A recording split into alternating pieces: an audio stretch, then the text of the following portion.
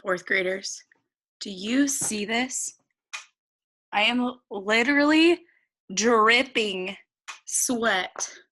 Do you want to know why? I went in a sauna. I don't know why people think that that's fun, but it does remind me of the longest night today that we're reading together. So I wanted to hop on here and show you how crazy a sauna is, how hot it is, how much it made me sweat, because it's gonna relate to the story today. Hold on one second and let me get ready. All right, guys, my name is Mrs. Lawson. Thanks for coming today, and we are gonna go ahead and get into this story. Let me share my screen with you, and we are starting lesson 2 of The Longest Night. And I just wanted to remind you guys that the narrator of The Longest Night is going on a quest or a journey. And a quest comes from the Latin word querere. It's really hard for me to say, right? But that word means I seek or I seek or I ask. Silly Miss Lawson, right? So Windrunner is seeking something, or he's trying to find something on this quest.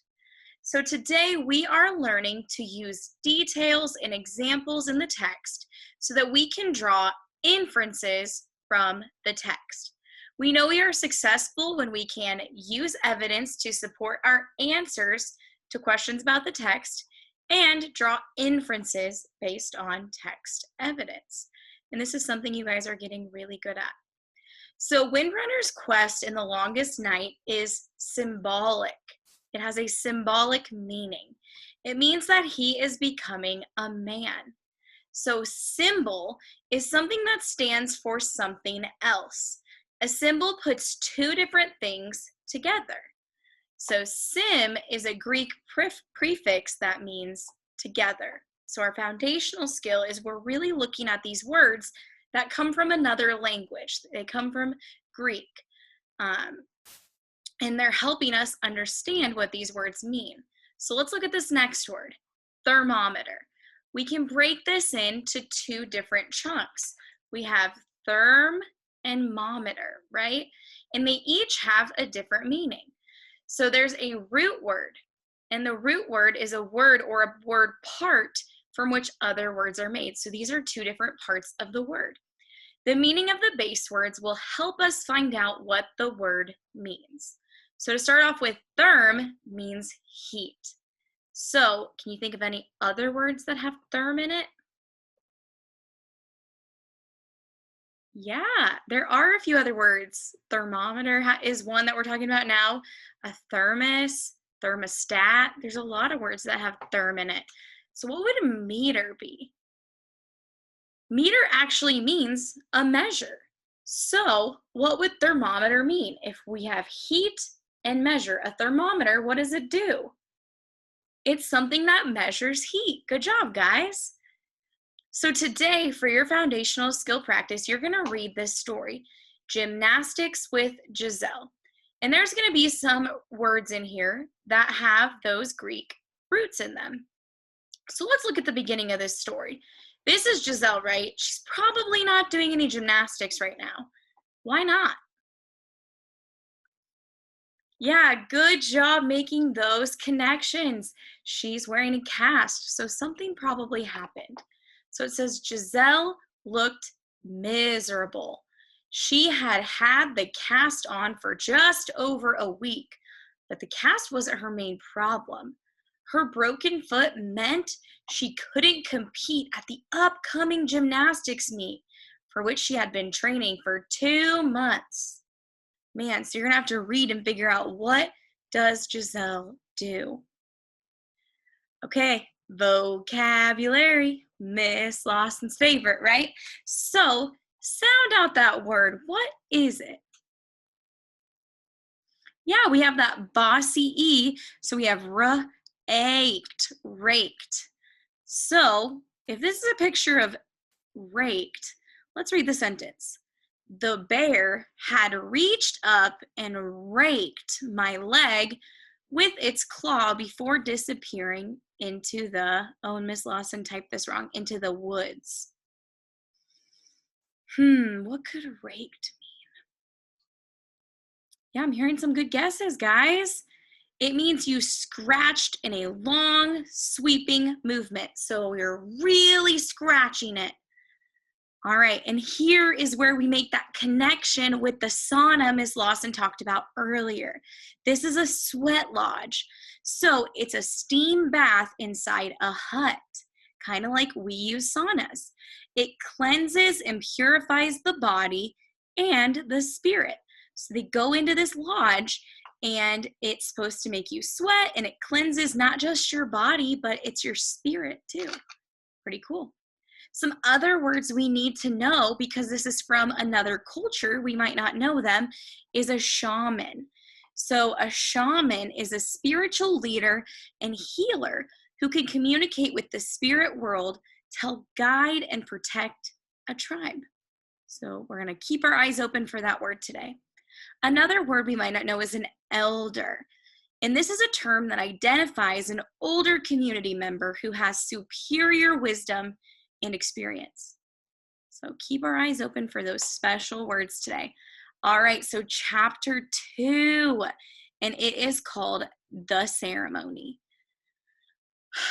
I awoke at dawn, excited about the sweat lodge ceremony, which would prepare me for my successful vision quest. I dressed in only a loincloth and walked to the lodge. The hides covering the sweat lodge were buffalo, the most important of all the animals Creator had given his people. From this beast, we received the gifts of food, clothing, tools, and shelter. I waited outside as you guys remember? Shaman chanted a prayer, then lit sweet grass and sage in a bowl. He used his sacred eagle feathers to waft the sweet smoke over me. Once this cleansing smudge was finished, I entered the lodge. Kneeling, I crawled inside and moved left from the opening. The dim light showed me the waiting elder sitting across from the door. There was a shallow pit in the center of the floor in which red-hot stones would be placed. Ooh, so I'm really seeing this picture here. He is crawling into the left, and he is waiting for him with that feather. Water would be poured over the stones to create steam. So that water is going to touch those really hot stones and create that steam. The light loincloth I wore would help keep me cool, as it would soon be sweltering inside the lodge. So it's going to get really hot in there. So we're going to look which details further explain the purpose or reason of a vision quest. So we're looking for a detail of telling us, why does Windrunner need to go on this journey? Are you prepared for this journey? Many Horses, the elder leading the ceremony, asked. So that's his name, Many Horses. And he's the elder, so he's somebody that knows a lot. I am, grandfather. Although he was not my true relative, I used the term out of respect for this ancient man and his wisdom. So it's an old man. I welcome the trial of the steam and the blessing of the smoke from the sacred herbs. The elder nodded approval. That is good. We need strong warriors for the Raven people. I boldly went on. I will tell Creator to send me a fitting spirit helper to guide me on my vision quest. A cougar, perhaps, to show my leadership. Or an elk to represent strength. When Many Horses spoke, it was as though he was talking to a small child. You, Windrunner, do not tell Creator what spirit helper you want. If you deserve one at all, he will send what he thinks you need most for your life journey. Okay, guys, So what detail on this page tells us why he's going on this quest? So up here he's just asking, are you prepared? He's saying, yes, I am. I welcome this trial. Then the elder says, that is good. We need strong warriors for the Raven people. And then he's like, I'm going to tell him what I need. So which one of us tells us why he's going on this? Yes, good job. Right here it says, we need strong warriors for the Raven people. So this journey is to get him prepared to be a strong warrior because his people need him, right? So he is needed by his people. Good job, guys. Oh my gosh, I thought we were done reading for the day. I almost got super sad, but this is just a question. So it says, we learn that Windrunner wants his spirit animal to be a cougar to show his leadership, or an elk to show his strength. In fact, Windrunner refers to many animals. He talks about the buffalo, the eagle, the cougar, the elk. How are animals a central part of the story? What do you guys think? So let's look back. Back here, when he talked at the very beginning, he said the buffalo is so important. So he's explaining to us, why are these animals important? It's because they receive the gifts of food, clothing, tools, and shelter. So the Raven people, they're really connected with nature, right? So they leaned on these animals for what they need. They need them for food, tools, shelter. So yeah, they really get a lot from them, and that's why they're important. And it also says that down here, if you deserve one at all, he will send what he thinks you most need for your life journey. So some animal's gonna pick you in your life and help you pass through life and help you with like the trials you face. Pretty cool. So right here, his words made me uncomfortable, as if I should feel shame for speaking my mind. Without thinking, my hand went to my left leg, where an ugly red scar ran from my knee to my ankle, a reminder of another time I had been shamed. Okay, we need to stop. Look at these cool pictures, guys. Here he is. He's got some of these animals up here. How many animals can you see in this picture? Super cool. Have you guys been looking at all these pictures? Yeah, I love them. When I was 12, I'd been chased up a tree by a huge grizzly bear. The bear had reached up and raked my leg with its claws before disappearing into the woods. I'd been so frightened that I had clung to the tree and cried like a small child. It was there, high in the branches, where my father and the other warriors had found me weeping.